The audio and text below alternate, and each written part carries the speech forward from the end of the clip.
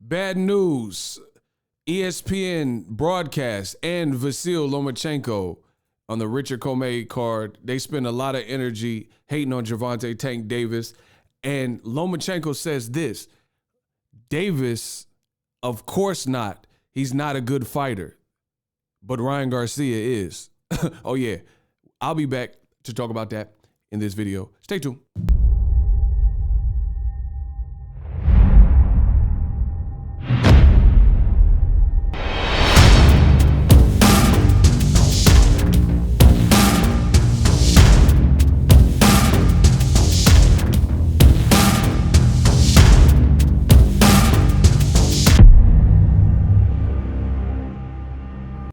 This was supposed to be the year. What up, Fight World? It's your boy Ego, and I'm back with some more boxing. Throw a like on the video. I'm gonna jump right into it. Now, Lomachenko and ESPN were definitely hating on Gervonta Tank Davis.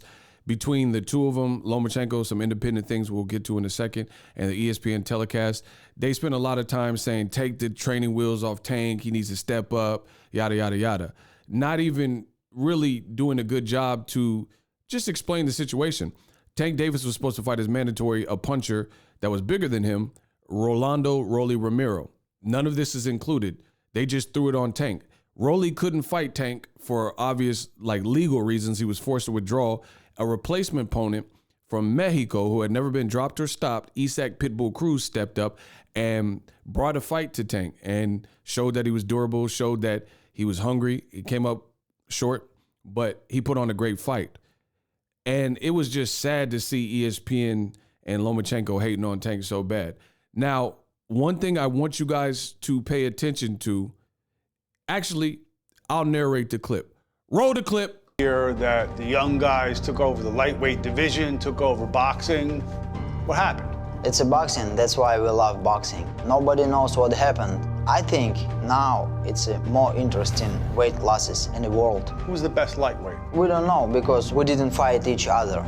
What did you see in Tank Davis and Isaac Cruz? Now I understand why his promoter, Floyd Mayweather, don't wanna organize a fight with the other top fighters. So is Tank Davis a great fighter? No. You heard it there. He hating hard. He says, now I understand why Floyd Mayweather and his promoters don't want to put Tank in with top fighters. And the question was, is Gervonta Davis a great fighter? Is he a good fighter? Loma says, no, of course not. I mean, that's cap if I ever seen it. Now, pay special attention to this. The screen caps that you're looking at are from the actual telecast.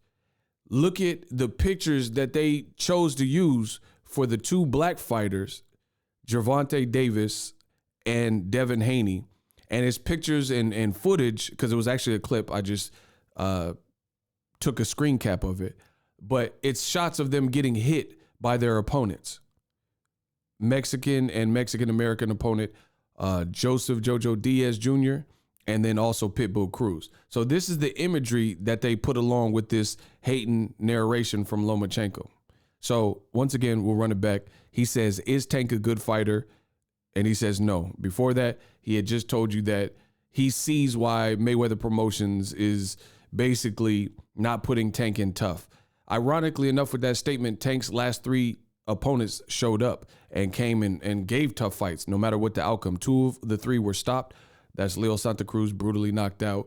Mario Barrios got knocked out. But Floyd Mayweather, in that given fight himself, this is how you know it's hate. Floyd Mayweather himself said, hey, you might be down on the scorecards. You better turn up. You better turn up. Show him you a champ. So clearly Tank is in tough fights. And then now Isaac Cruz was at 25,000 followers.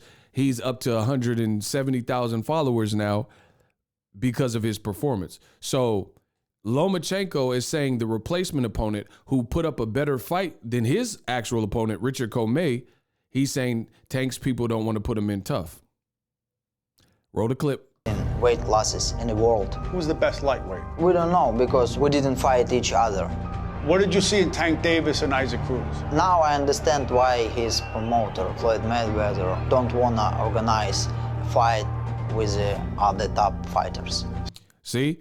They show a picture of Pitbull Cruz landing a shot like a hook on Tank and his head being jarred back as if, this is the imagery that they want you to see for the black fighters as Lomachenko saying these disparaging things, right? They could have showed the million jabs that was thrown, the shots that hurt Cruz, but this is the shots that they showed. So is Tank Davis a great fighter? No, of course not. What about Devin Haney and JoJo Diaz? It was Devin Haney, look at ESPN once again. I thought JoJo Diaz lost and lost bad. Even when they announced it, JoJo, he didn't really make any excuses or complain. You step up at the top level, credit to him. He's done that several times. Gary Russell's, Javier Fortuna, Devin Haney.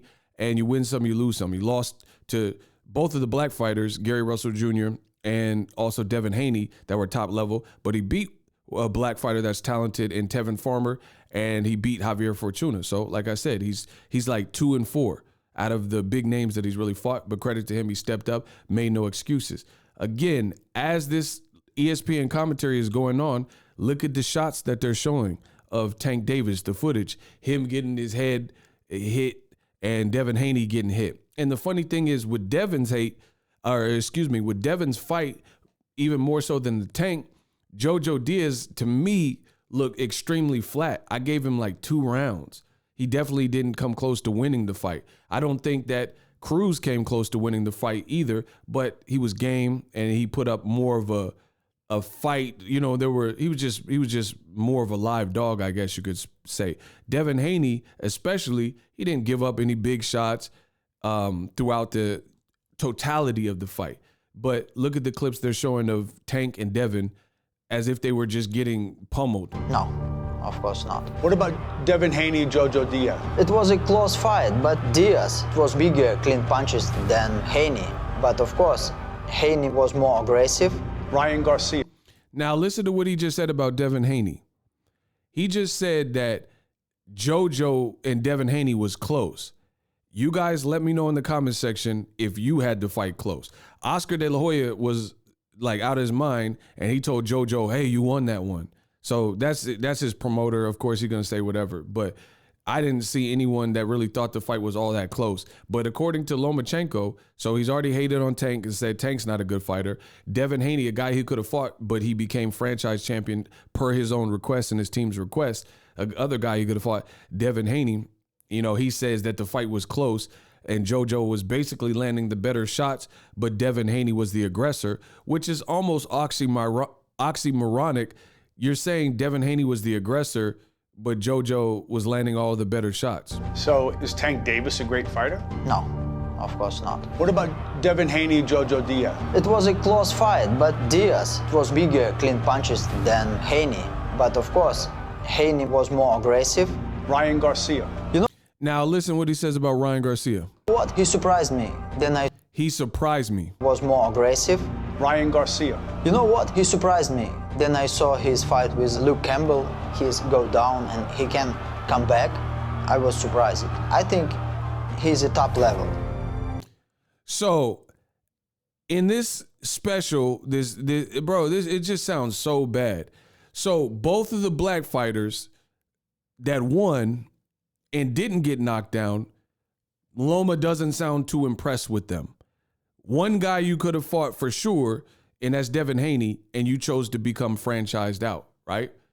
And then the other guy, Gervonta Davis, is like the age you were when you turned pro, roughly. Tank is 27, Loma turned pro at 26.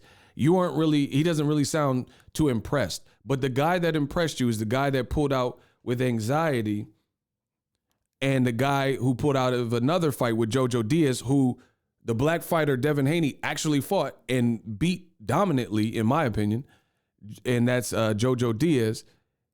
And Ryan pulled out of that fight, and him fighting in January and getting dropped and coming back to stop Luke Campbell, that impressed you. So that's what it takes. So Tank Davis is not a good fighter. You didn't sound overly impressed with Devin Haney, but Ryan Garcia getting dropped is what impressed you? Wow. Give me your thoughts on what you saw with Teofimo and George Kambosos. Before the fight, I think Lopez gonna win, but it is what it is. Kambosos does a very good job, very smart job. Now he is the best in our world class because he has a belt. Now Lomachenko, he gives props to Kambosos, who also was dropped in this fight. So basically, it seems like that's what impresses Lomachenko. You know, no one else, like, so you have two black fighters who fought competition. Like JoJo was coming off a great performance with Javier Fortuna, and Pitbull Cruz has never been dropped or stopped. They get through their fights and win and don't get dropped despite with the competition. And they fight. Devin Haney's fight and Tank's fight were a bit different, you know, how they played out. But I also think the opponent came with different energies. But they both win and don't get dropped. But then Ryan Garcia getting dropped is highly impressive to you. And he got dropped by a guy you had already beaten, and Jorge Lanata's already beaten, and Luke Campbell. And Kambosos got dropped and dropped Tio in a war where they were both kind of banged up at the end, and Kambosos got the better of it. And that's what impressed Loma so much. It looks like Cap. Yeah, Scare said his name.